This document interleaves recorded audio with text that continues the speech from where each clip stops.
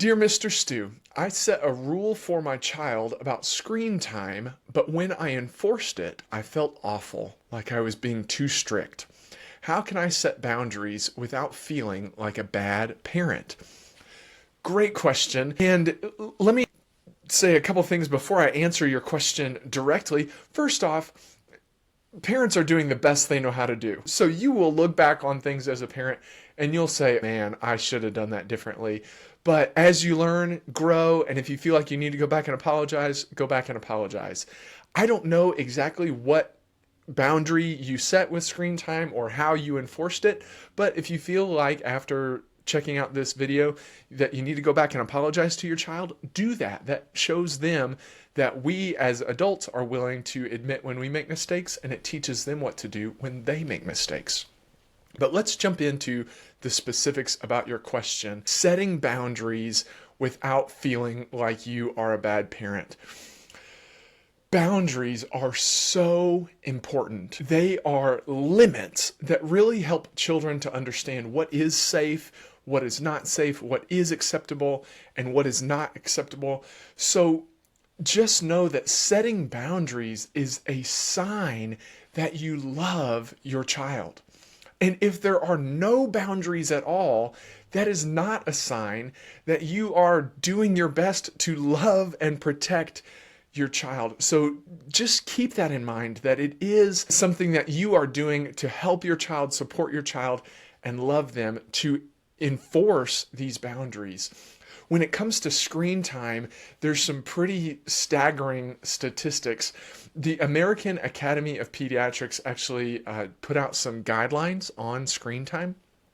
And the recommendations are that if a child is 18 months or younger, I believe that's right, 18 months or younger, that they just aren't on screens at all, unless they're making a video call to a trusted caregiver. So 18 months and under, American Academy of Pediatrics recommends 0 screen time. Then from 18 to 24 months, if parents choose to introduce screens, then it should be high quality educational programming that the parent is co-viewing with their child. And then beyond that, from ages 2 to 5, it should be no more than 2 hours per day and of high quality programming, and ages 5 and up should be no more than 2 hours per day. And also in that ages 2 to 5, parents should be co-viewing with their child, watching everything with their child. On average today, given all of those recommendations, on average today, children are on screens about 7 hours per day, and that is just not doing good things to their brains. So setting boundaries and setting limits in the moment can feel very tough because your child might be really upset about whatever limit it is that you are setting. And it can be upsetting for them to have that boundary enforced, but know that long term you really are supporting their mental health.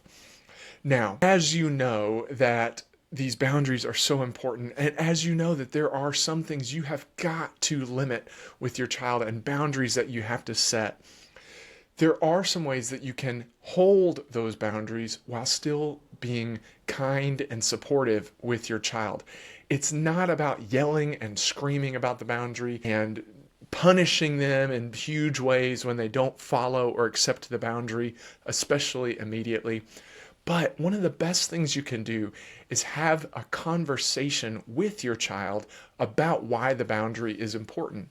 So with this screen time boundary, let's say that your child is 8 years old and you're talking to them and you say, hey, I just want you to know it's really important that you are doing other things other than just watching screens.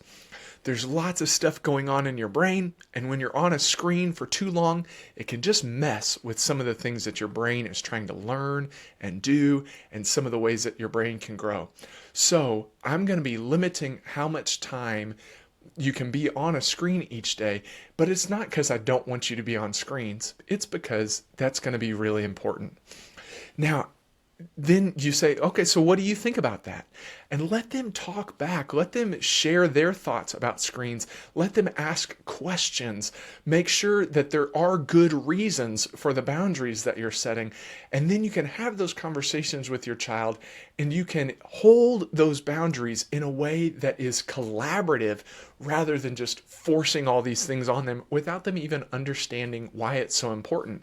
When you have those conversations with children, not only can you apply those boundaries more effectively, but it will teach them over time how to make positive decisions for themselves because they were part of the process. It wasn't just all done to them, it was done with them. And that's really the mindset to hold. Know that those boundaries are so important and that you want to have those boundaries be a part of something with them, not just something you're doing to them. And if you keep that in mind, boundaries can be so effective, and hopefully you will feel a little less guilty. That's the word I was looking for. A little less guilty about the way that you are setting them. Thanks so much for writing in that question, and hopefully that answer was helpful. If you found the answer to this question helpful, make sure that you like and subscribe to this video so that you will not miss out on any of the mental health fun tips and tricks that I've got, especially on YouTube. If you're watching there, be sure that you like this video and subscribe. And if you're watching on Facebook or Instagram, give me a thumbs up or heart. Make sure that you let me know what's working, what's not.